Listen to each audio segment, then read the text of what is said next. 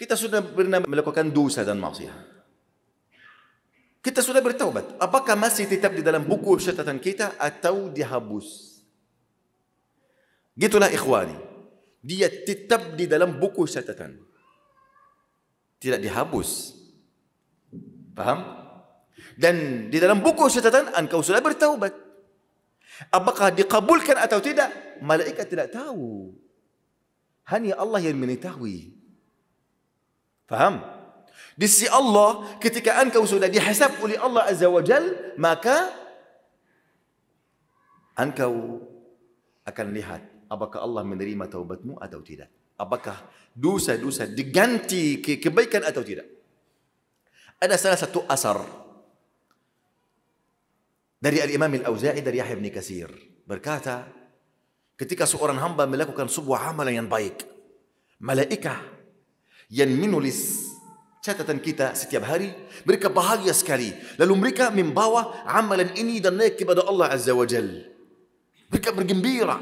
Allah berikan taufik untuk seorang hamba ini untuk bersedekah dengan sekian, atau untuk hadir majlis ilmu, atau untuk mempelajari masalah ilmiah. Mereka bergembira sekali. Lalu mereka menaik kepada Allah Azza wa Jal dengan kebaikan ini. Lalu Allah menolak kebaikan ini. Oh, kenapa ya Rabb? Kata Allah, mereka tidak berharap wajahku kerana amalan ini. Mereka melakukan ini kerana ada hawa nafsu, ada keinginan jiwa, pamer kepada manusia, lalu tertolak amalan. Kata para ulama, dosa tidak akan dihapus di buku catatan kita. Tapi pada hari kiamat akan apa? Apakah Allah menerima taubat atau tidak? Apakah Allah menerima salatmu atau tidak? Semua amalanmu akan dicatat. Tapi kabul atau tidak, hanya Allah yang mengetahui saja. Faham ikhwani? Hanya Allah yang mengetahui saja. Dan ada satu hal yang buat kita bergembira sekali. Ini terjadi pada hari kiamat. Ada seorang hamba, Allah membuka buku catatannya, memberikannya buku catatan. Ada dosa banyak. Dan seorang hamba pada hari kiamat mengingat semua amalan dia, kecil maupun besar. Basaruka al-yawma hadid. Faham? Artinya matamu hari ini seperti besi, hadid. Engkau mengingat semua apa hal yang engkau melakukan di dunia. Lalu seorang hamba membuka buku catatan. Allah menghapus dosa besar. Tidak ada di buku catatan. Ada dosa kecil saja.